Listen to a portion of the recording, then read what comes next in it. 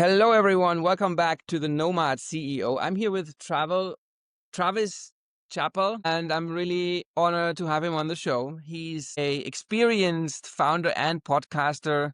He's been in the game for about 8 years already. He's got a ton of incredible personalities on his show and very inspiring content I've been watching. And so, yeah, I'm really excited to have him on the show. Travis, thank you for coming and taking the time. I want to ask you the same question I always do, which is, how did you end up where you are today? What was your pivotal moment or transformational moment? This podcast is about transformation. We want to inspire young men to do better, to take some risks and to get some encouragement. Sure. That's the idea. Yeah, well, I'll start kind of at the beginning, man. You just tell me when to shut up, all right?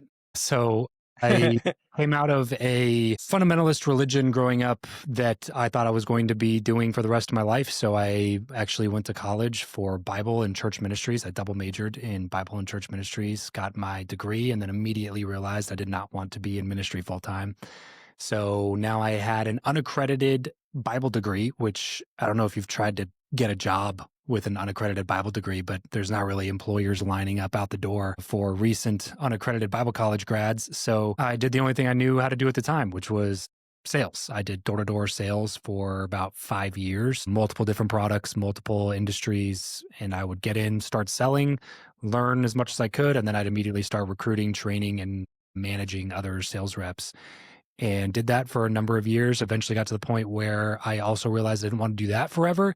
But that was kind of I wouldn't say rock bottom, but one of those pivotal moments that you talk about, because I had the options at that point. It was like, I'm qualified to do this one thing. I have my degree in this one thing that I know I don't want to be doing. And then I'm good at doing this other thing, which was door-to-door sales. And I know I don't want to be doing that either. So now I have two things that I'm competent in that I do not want to do. What do I do now? And that kind of spurred this search of what's out there in the world. What should I do? And I was kind of doing the work of what most 14-year-olds do with their career counselor in high school. And I was doing that as a 23-year-old with a wife and a mortgage. And so I kind of had to condense that period and was consuming all information that I could find: YouTube, books, audiobooks.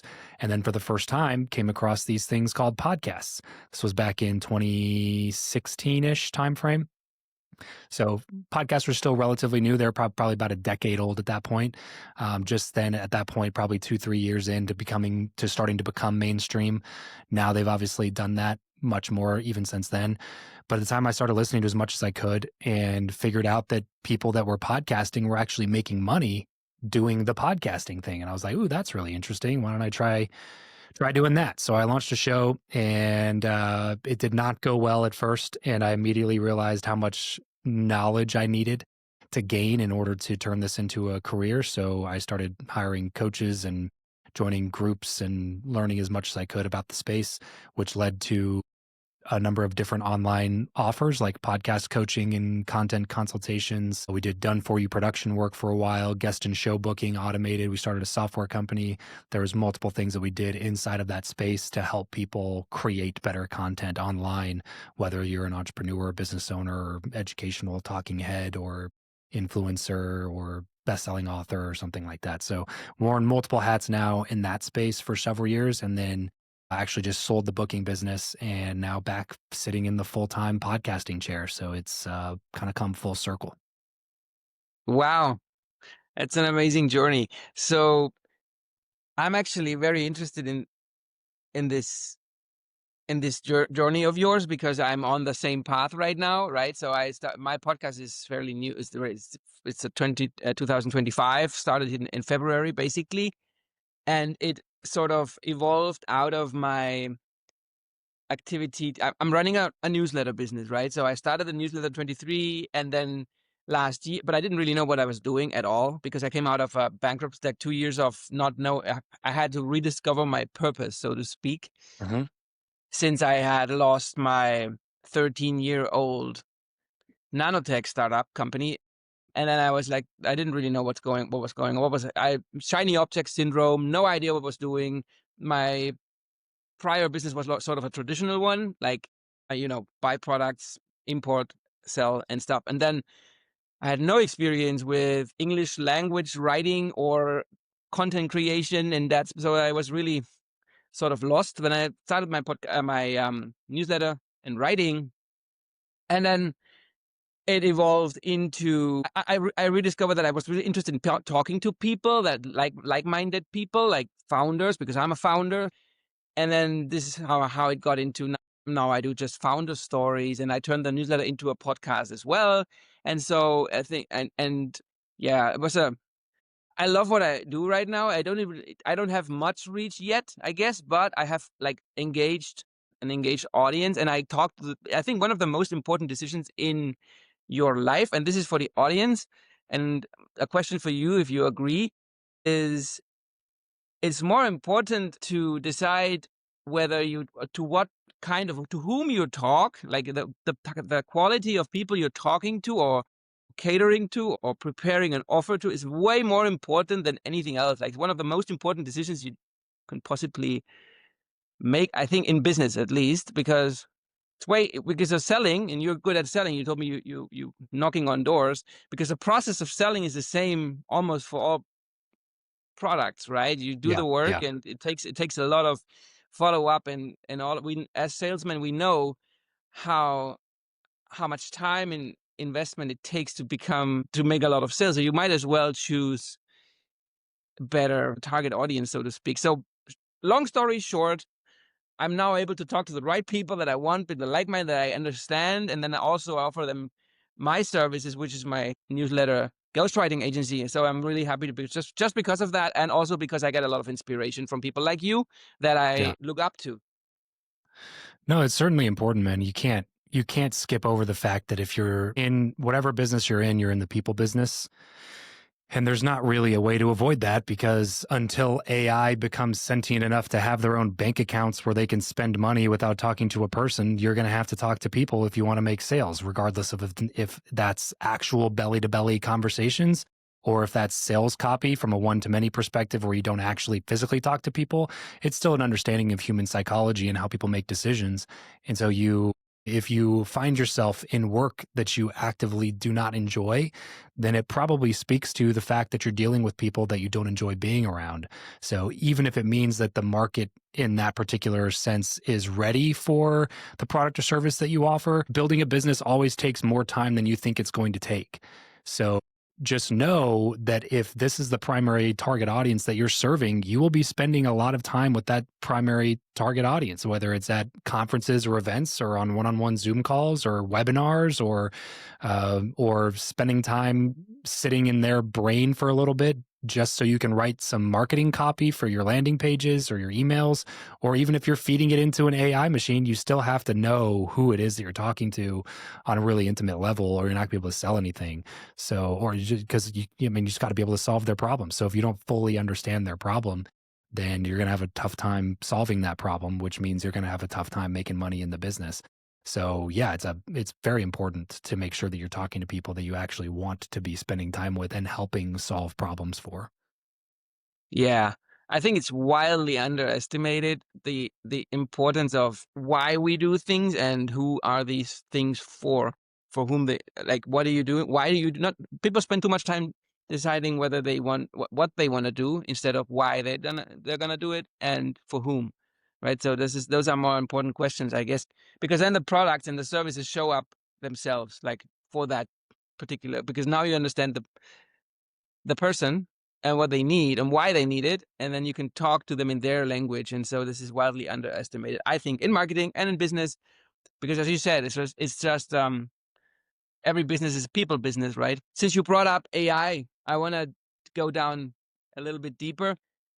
There is this fear now among all of us. Like, I mean, this is just real because we don't know. There's uncertainty around how big of I mean, no, I guess nobody's arguing that the impact of AI is going to be huge. The question, I guess, the question that everyone is asking themselves now is how bulletproof is my business right now? I mean, my question for you would be, what kind of business do you think are the best prepared for AI and what's about to come? Yeah. and why? Yeah. I would say hands down, it's the boring businesses. That's the best space to be in right now. I think a lot of technology is going to be eaten up by AI, especially the tech companies that are trying to build in the AI space. I think they're just going to be wildly outpaced by the people with the biggest budgets. So unless you really, really love what you do, you're probably going to be overtaken or swallowed up by some massive company. Like some of the acquisitions that are happening inside of the space are going to be really big. You know, Apple's right now talking about acquiring Perplexity for like $14 billion, which is probably wildly overvalued in terms of what the company actually does, but probably wildly undervalued in terms of the overall enterprise value that it could add into Apple's portfolio. So there's going to be a lot of that kind of stuff happening. People with a lot of money. You know, Mark Zuckerberg just poached some of OpenAI's engineers for like $200 million in total compensation that he's offering to a couple of these people. Like they're signing professional sports contracts to come develop AI under the brand of Meta, because Mark Zuckerberg doesn't want to lose that race. So when you have people like that have unlimited money and can throw money at the problem, there's gonna be a lot of like micro acquisitions and things like that for these certain tools that are being built in AI. You know, like ChatGPT is going to release an update if they haven't already, it'll be coming in the next couple of weeks. That's like more about AI agents enabling their AI to do more things outside of the ecosystem of GPT. So I think that one move will probably put hundreds of small AI startups out of business, because ChatGPT is just going to be doing all of this stuff for free, and they're trying to prove proof of concept on one use case of it. And now ChatGPT is going to do it, and it's going to do it better because it has more data to work off of, and it's going to do it cheaper because it has unlimited funding. So they're just going to win those races. So in my opinion, you should be looking for the businesses that are most likely to need tech enablement or AI efficiency built into the business. So brick and mortars, home services, HVAC, plumbing, roofing, siding, things like that are typically boring to talk about, but are going to be really, really difficult to replace with AI completely. It's going to be a long time before a robot shows up to your house to run a diagnostic on your plumbing to figure out the problem and then fix it without any sort of human interaction or expertise. It's going to be a lot longer for that to happen than it will be for an entire engineering team to be laid off and replaced with AI that works around the clock 24/7, writing and building and fixing code. Like that's going to happen before a plumbing company gets replaced. So the boring businesses, the self-storage, the laundromats, if you can get into these businesses and just make them more operationally efficient and thereby more profitable, more of the money moving to the bottom line from the top line, where the margins are a little bit less squeezed in some of those spaces, that's where I think it's going to be a big boom in terms of what the individual entrepreneur is going to get out of their company. Because it's going to get to the point where you can replace some of the operational drag in your business with AI agents and tools to do some heavy lifting, so you can decrease payroll and labor costs, which is a big expense on running some of these like home services businesses and tire replacement, auto repair shops, those types of things. I think that's the place to be. Yeah. Yeah, I agree. Many of those businesses you just brought up they don't require a college degree. They're just like brick and mortar, as you said, businesses. And I also believe that virtually every business nowadays has a huge gap between what could be done through AI improvements. Like you could automate in my business. I mean, even if you sort of tech savvy a little bit, there's still going to be a lot of room for improvement, because just because there's so many different tools nowadays, you might not even be aware of, right? So we can do Right. stuff like, Right. I see new tools popping up just yesterday. Got a recommendation for a um, AI tool called Sintra.ai, where you have 12 employees that are basically trained for the different areas of your company, and then they do different tasks specifically for, let's say, a sales agent. Then you have a marketing agent, social media agent, and an accountant agent. And so Yeah. I'm actually thinking about using it. I don't know. I don't know how efficient it is, but it sounds amazing. Yeah, and the thing is, it's gonna require a lot of work in the meantime. But the ultimate finished version of work is inevitable. like it will only be a matter of time before that hesitation in your voice where I'm not sure how efficient it is or how well it's going to do with the sales process. There will become a point in the next decade where those will no longer be concerns. It will be like, this AI is completely trained, and if you give this AI 100 sales calls versus this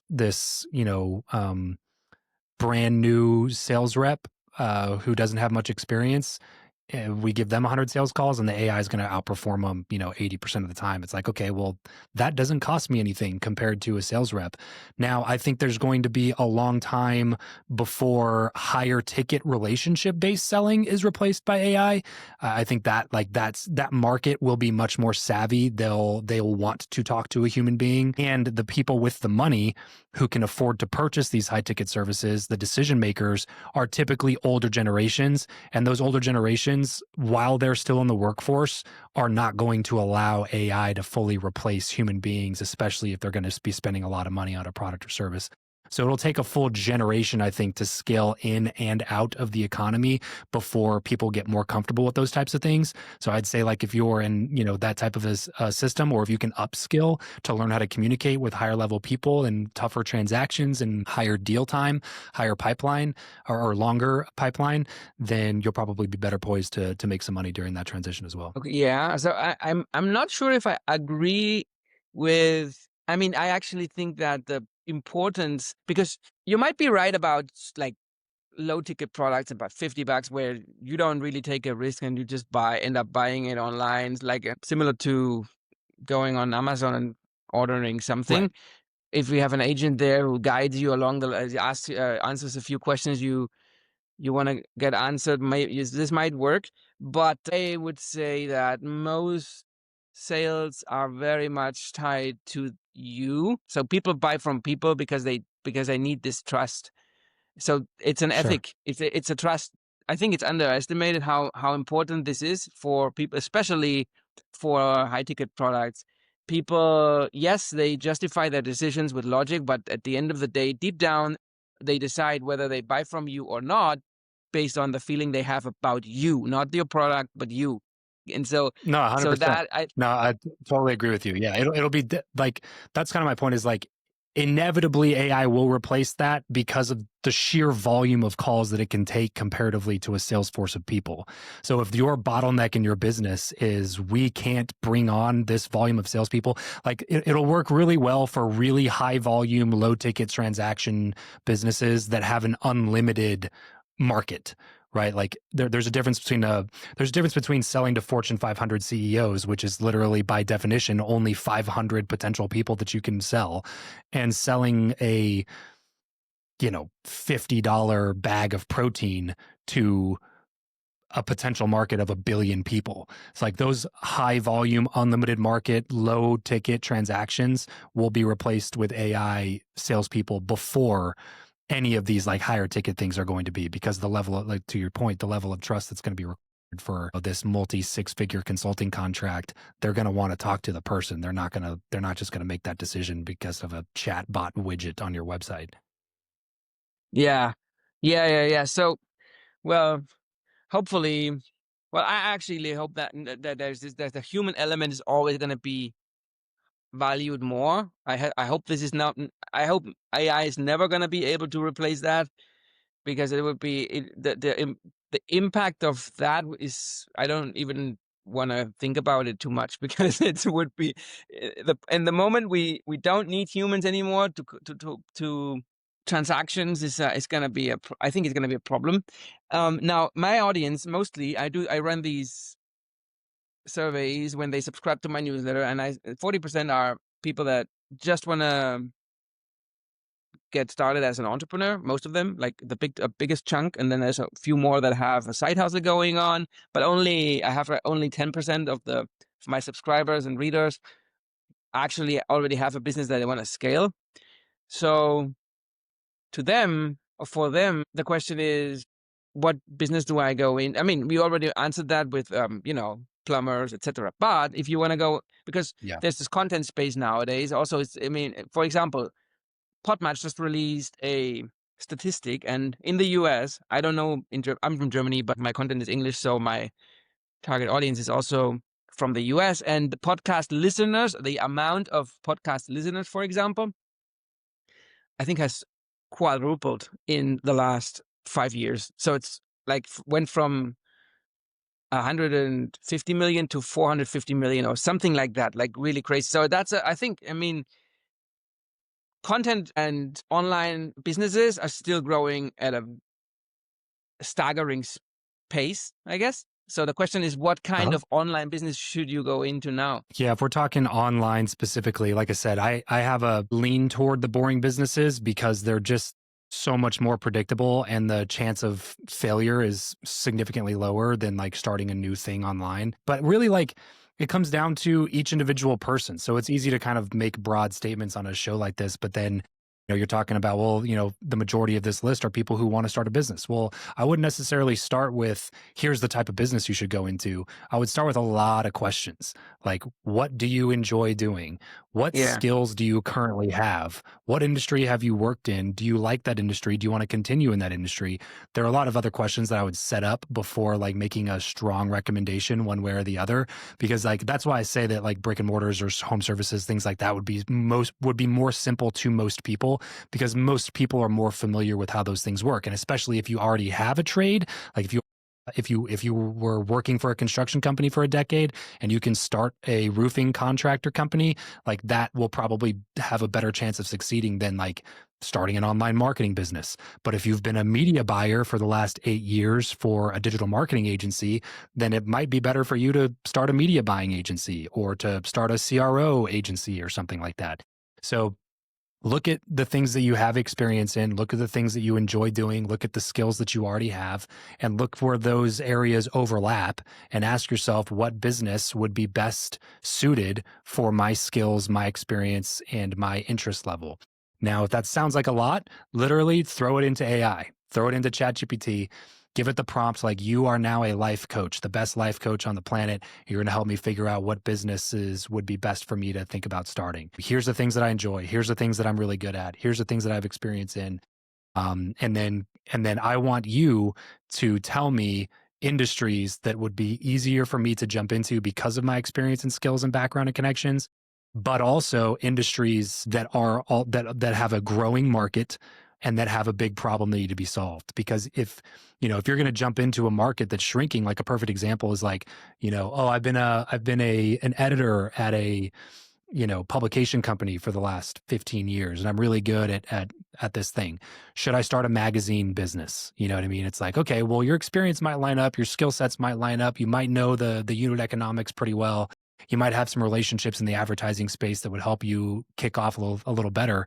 But to your point earlier, the magazine subscription business is not a good one to be in right now. It's a shrinking market. So if you're jumping into a shrinking market, you're already limiting your potential in the business. Whereas podcasting is something that's on the rise, that's growing exponentially every year, that has like a 12 or 13% projected CAGR or compound annual growth rate of the entire industry.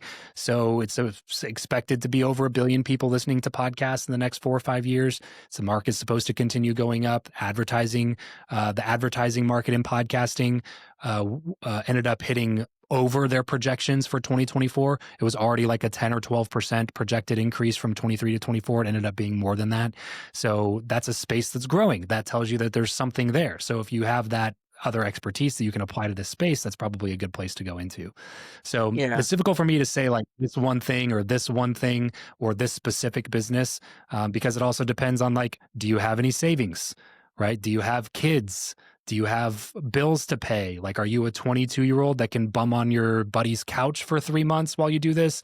Or are you a 44-year-old grown-ass man with a wife and 3 kids and bills and medical bills and insurance and all these other things? Because the advice is a little bit different there too. So, but ultimately, if you're going online, all those caveats being said, what my generic advice is typically is start with a service rather than a product. Yeah. So start with some form of agency service, some form of done for you high ticket service. Because selling something high ticket is much easier to control cash in the business than selling something really low ticket. So people even think like, oh, I'll do a course, and it's like $100 for my course, and it's like, well, you need 1,000 people to buy that to have any meaningful revenue in the business. But if Yeah. you had a $10,000 offer where you did the things for the person that you teach in your course, and you Just completely one. just did it for them, yeah, then you need 10 of those people instead of 1,000 of those people to buy that. And now you made $100,000. So higher ticket, done for you services is where I would tend to encourage people to go into, especially as it relates to your ability to capitalize on that skill set in a future, more scalable business, right? So what I mean by that is, like, you have an idea for an e-com product, right? You're going to start a supplement company, or you're going to create a D2C beverage brand. It's like, okay, would it not be easier to do that with a lot of knowledge about how to buy media online, or how to do conversion rate optimization throughout your funnel, or how to do email marketing for a list of customers or something like that? Would that make that job easier? 100% it would. So if you have a little expertise in that, we'll start off with a digital marketing agency where you can learn more and more and more about buying traffic, sending traffic to offers, conversion rate optimization, optimizing their landing page and their funnels, getting email involved. You can kind of learn these things. You can do it on a done for you basis. You can make real money doing it. And then you take the profit from that business and start this other thing that you really want to do that has the potential to scale infinitely, right? Because those agencies are really difficult to scale to a $10 million, $20 million, $30 million mark. But to go from 0 to $1 million, you'll probably have better luck doing done for you agency services than you will by starting with a $30 coffee mug or something. Yeah, totally. This is so true for many reasons. One of them being also the margins. Like if you go into product distribution, it doesn't really matter which product you choose. There's going to be very slim profit margins compared to what you can actually make from selling a service. Right? You can make a service businesses are so much more profitable, not just Yeah. because of high ticket and low ticket. This also plays into factors in, but also the fact that, for example, I was selling chemicals with my first company, nanotech coatings, right? So to just ship this stuff from Germany to the US and to Mexico, and all of these additional logistical costs that would shrink my bottom line were just staggering. And then there's also these things that you don't necessarily predict, right? Can happen, and you don't sell it, and it's in your warehouse, and now you have a Yeah. problem because now your profits are shrinking away because you haven't sold it in time. Or there's Yeah. You have waste.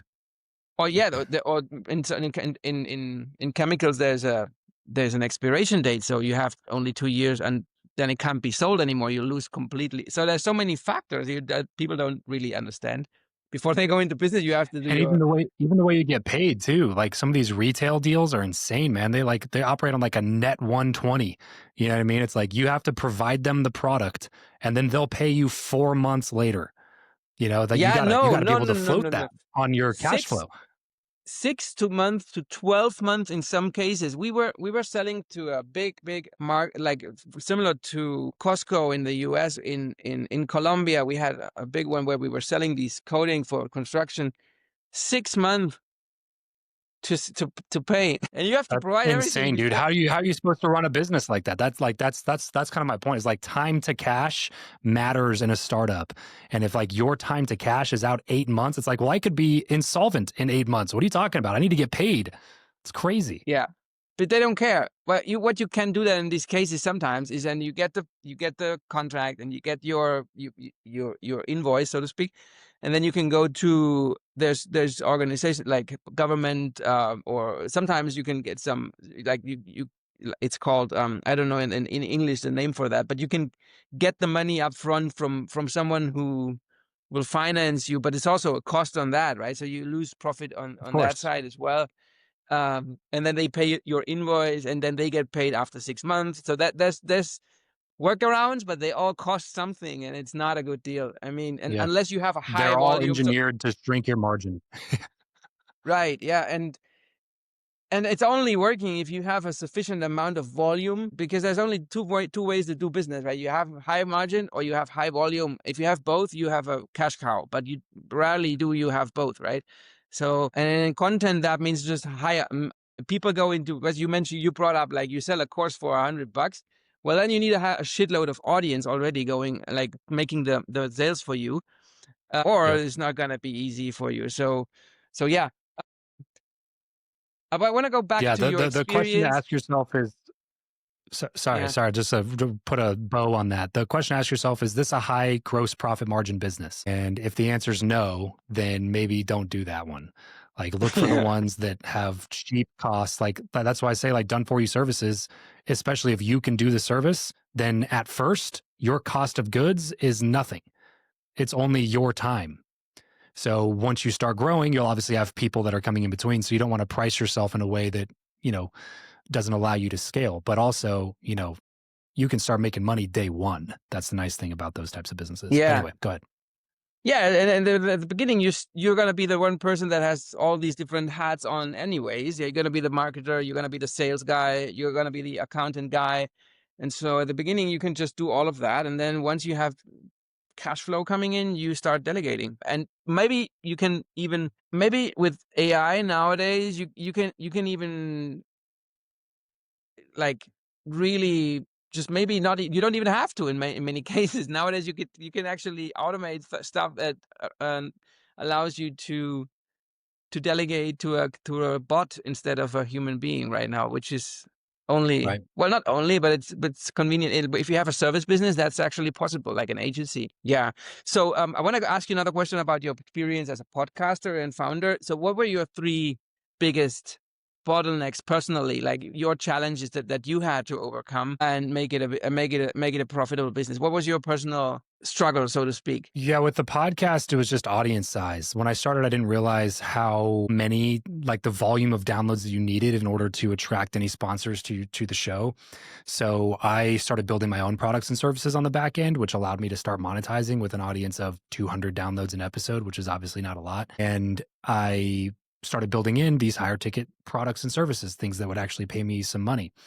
So what I did though is I always held back a percentage of everything I made so I could dump it back into top of funnel awareness on the show. The goal for me was always to have the show be the thing running the ship and not to make it a tail wagging the dog thing where like, oh, now I have this product or service that I have to fulfill on and I have to figure out marketing initiatives to push more people to the product or service or else we're dead in the water. The whole goal for me was like, how do I build an audience and then monetize through sponsorships once we gain that audience? So for me, it just became how can I use what I'm already doing to increase cash flow by selling higher ticket products or services? And then what percentage of that can I be okay with putting directly back into the business by just trying to grow the show itself and not caring if I could draw a straight line from that spend to the growth of the show to our products or services, our sales of the things on the back end. It was like, how can I have an excuse to spend more money on growing top of funnel? Now that could be a couple of things. Number one, it's like organic. Organic's always the best way to grow. So Sure. how can we improve organic? Can we do better production value? Can we bring on better guests? Like how do we improve the content? If you're in a media business like you are, like you're selling newsletter sponsorships or podcast sponsorships, like that's you're building a media company, which means your product is the content. Right. There are a lot of other businesses, they have a product or service and they use the content as awareness for the product or service. If you're selling sponsorships, you're in the media business, which means your product is content. So how can you make the product better? How can you make your customer base be more ravenous for the content that you have to serve to them? Because that will also help increase the organic growth. So we're reinvesting into production value and making the show better, but then also playing with advertising channels to put more ad spend behind the show so that the quality product we're working on gets more eyeballs and we get more feedback and we can continue to improve it and grow the show from there. Yeah, well, I don't really sell sponsorships and media sponsors. What I do is I also, just like you did, I sort of figured out that I needed a high ticket service on the back end that I could offer my audience. And so my profit comes from creating content for other companies. Like this is a ghostwriting agency. Essentially, we just optimize that process with on top of service, which is funnel optimization. I have my partner is from Utah, and so we optimize funnels with meta ads, and then create content for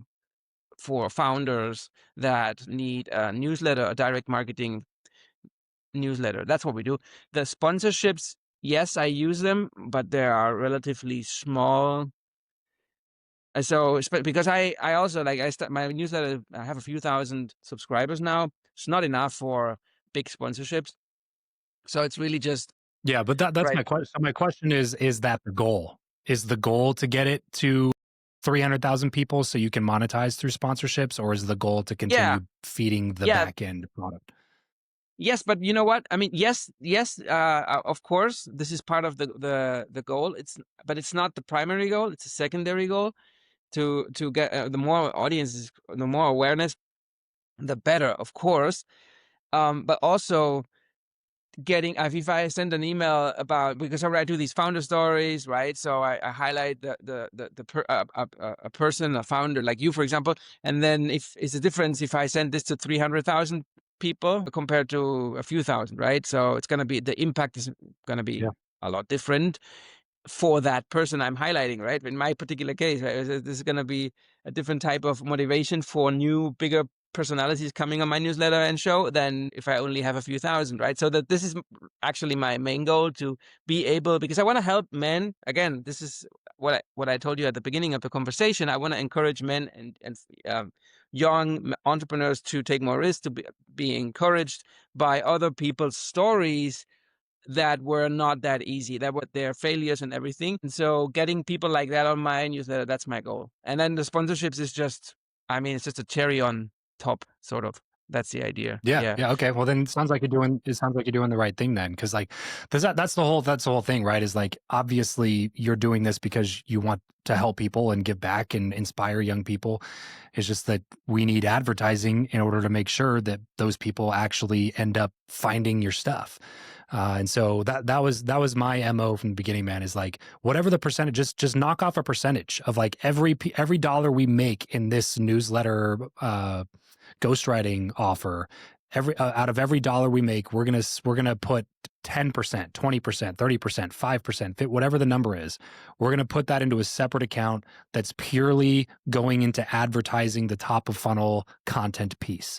And it's like if you're doing all the work to build a really valuable newsletter that genuinely adds value to people for free, then the question becomes how many people can we get subscribed to this thing so that we can help them for free.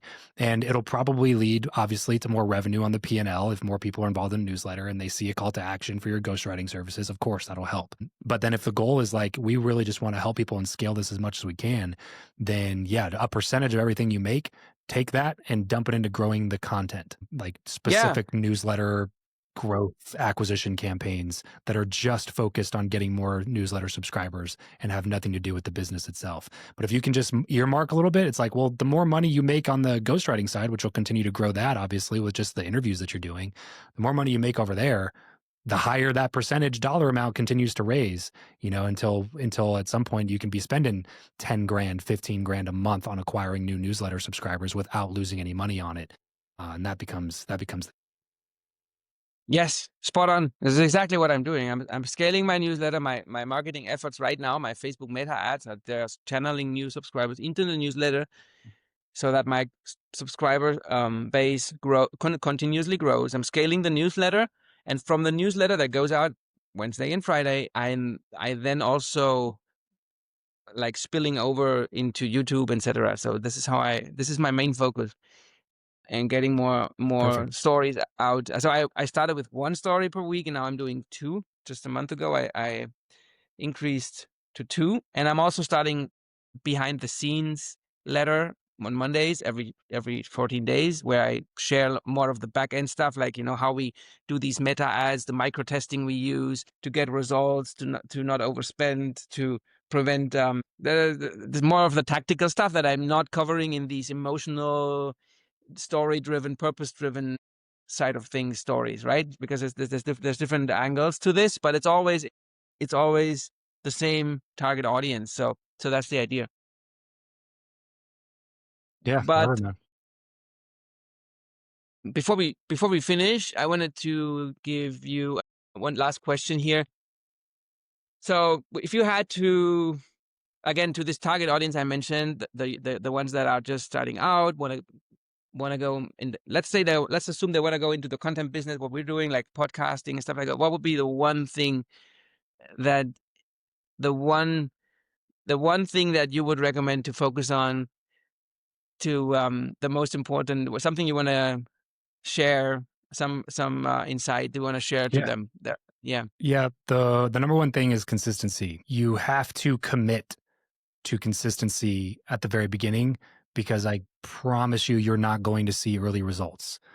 Out of all the people we've talked to, maybe 1 out of 100 will get that initial boost of confidence because they put out their first video they finally put out that was a clip of their podcast, got 200,000 views on TikTok, and it gave them this like big energy to be like, I can do this.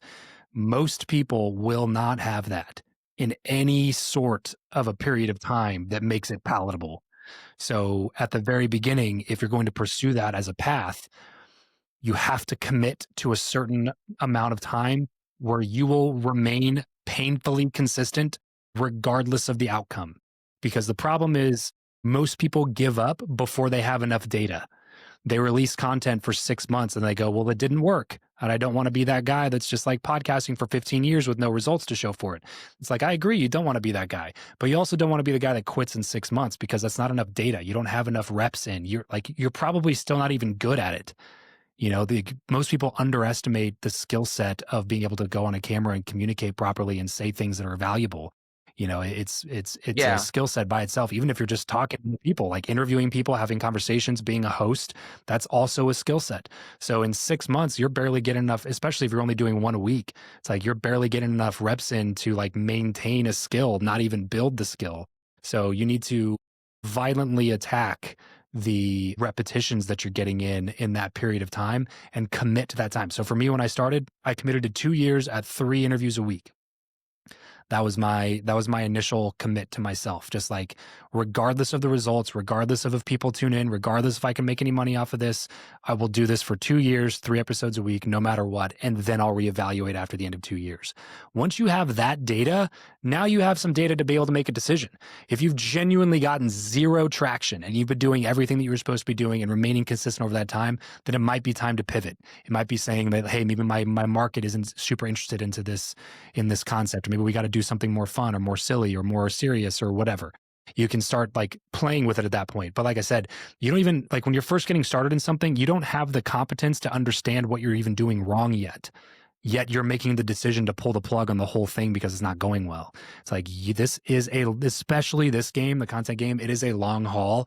All the people on YouTube, podcasters that I know, the people who are the most successful are people who are painfully consistent for a period of time that didn't make sense to anyone else in their life.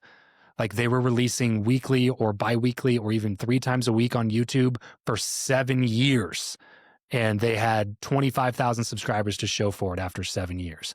But then year 8, they jumped to 150,000. And year 9, they jumped to 1 million. And year 10, they jumped to 2 million. It's like that exponential growth comes at some point later on down the road, but you're not going to get there if you pull the quickly. Yeah, you gotta have better, more accurate data before you make a long-term decision like that. So especially in the podcasting and content game, if you're going to jump into this game, you got to make a commitment at first because it will take time. Unless you are already a celebrity or unless you already have, $30 million in the bank and you're extremely competent in something, you can throw money at it or something like that. Or unless you're already a New York Times best-selling author with 500,000 people on your newsletter, like this will be a long thing. It's not going to happen overnight and you can't expect it to. Yeah. I love that what you just the words you used. You have to violently attack the repetitions. How can people find you? Can you just give me a last shout out before we wrap it up? Yeah, sure. My website's travischappell.com. You can basically find everything there. If you're listening to this podcast, you'll probably like my podcast. That's where I do the majority of my output. So I have a business podcast. We release daily entrepreneurial interviews. So 7 days a week, we're releasing content over there. It's called Travis Makes Money. And then I have a relationship show focused on self-improvement called Travis Makes Friends. And that one we release weekly on kind of longer form discussions about things that I'm curious about. I just had somebody on who's a cellular biologist and had a comedian on a couple weeks ago and had a nutritionist. I was like, basically whatever I'm curious about, we talk about it at length on that show. So Travis Makes Friends, Travis Makes Money. Those are the podcasts. Go there and you can find me, everywhere else online. Amazing. Guys, you've heard it. Go there, sign up now.